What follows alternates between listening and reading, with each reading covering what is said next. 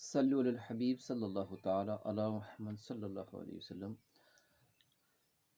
Welcome to انور طاری المدنی channel. ناظرین کرام، آج ہمارے چینل پہ مہمان خصوصی ہیں جناب حافظ صابر صاحب نقشبندی دامت برکاتہم العالیہ۔ میں ان سے گزارش کرتا ہوں کہ وہ کوئی کلام ناظرین کے بارے میں 1-10 منٹ پیش کرنے کی سعادت حاصل کرتے ہیں۔ صلو علی الحبیب صلی اللہ تعالی علی محمد صلی اللہ علیہ وسلم۔ جناب حافظ صابر صاحب نقشبندی دامت برکاتہم العالیہ کو ہم خوش آمدید کہتے ہیں ہمارے چینل انور طاری المدنی میں۔ جناب حافظ صابر صاحب نقشبندی صاحب۔ بسم اللہ الرحمن الرحیم۔ اللہم صلی علی سیدنا اللہم محمد صلی علی وعلی آل سیدنا سیدنا محمد محمد وصحاب سیدنا محمد وبارک وسلم علیہم۔ آپ ہیں تو کار ساز میرا، سبحان اللہ۔ آپ ہیں تو کار ساز میرا، پاک ذات غریب نواز اللہ۔ سبحان واحد لا شریک بے مثل مالک، واحد لا شریک بے مثل مالک، خالق خلق دا باجم باز اللہ۔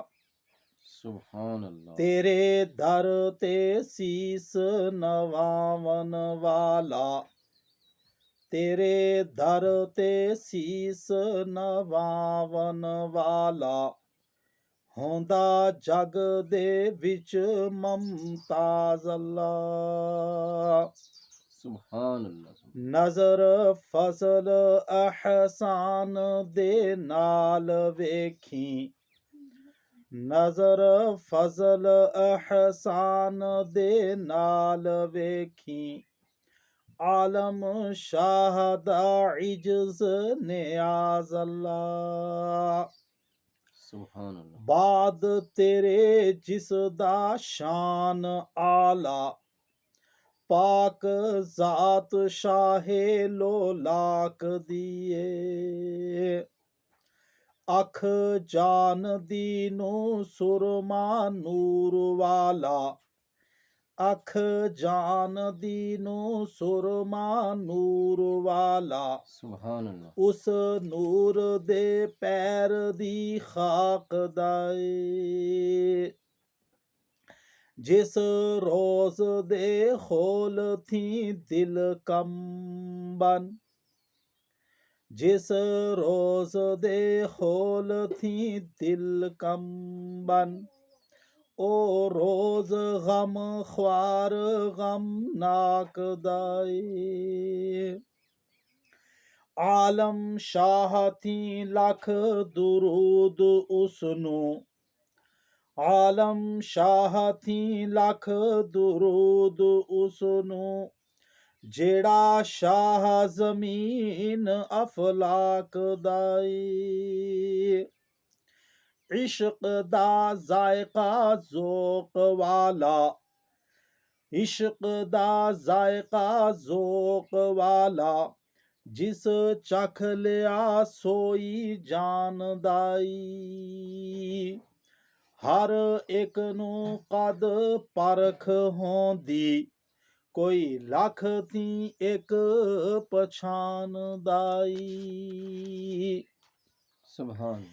ہمت ہاریاں دا کم عشق نائی، ہمت ہاریاں دا کم عشق نائی، کم شیر دلیر جوان دائی، بے شک۔ عالم شاہ میں عشق دا کی دساں، عالم شاہ میں عشق دا کی دساں، سمرا دین اسلام ایمان دائی، سبحان اللہ۔ سبحان اللہ۔ زلف دے پیچ کمند اندر، جدوں پھس جائے پھر پھڑکنا کی، بے شک۔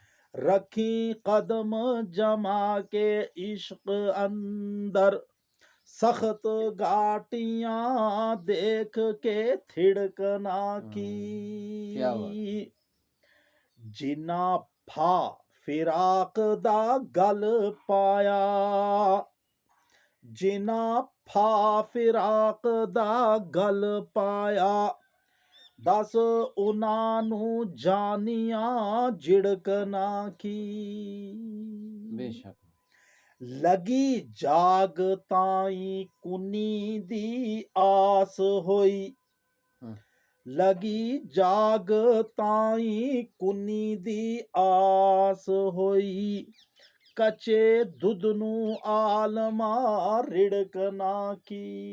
کیا بات ہے، کیا بات ہے، سبحان السلام علیکم ورحمۃ اللہ۔ وعلیکم السلام ورحمۃ اللہ وبرکاتہ۔ ناظرین کرام جی، ہمارے ساتھ آج چینل پر مہمان خصوصی تھے جناب حضرت حافظ صابر نقشبندی دامت برکاتہ العالیہ، جو آپ کی بارگاہ اقدس میں بہت ہی پیارا پنجابی کلام پیش کرنے کی سعادت حاصل کر رہے تھے، تو ان کا ہم شکریہ ادا کرتے ہیں۔ اللہ پاک ان کو جزائے خیر عطا فرمائے۔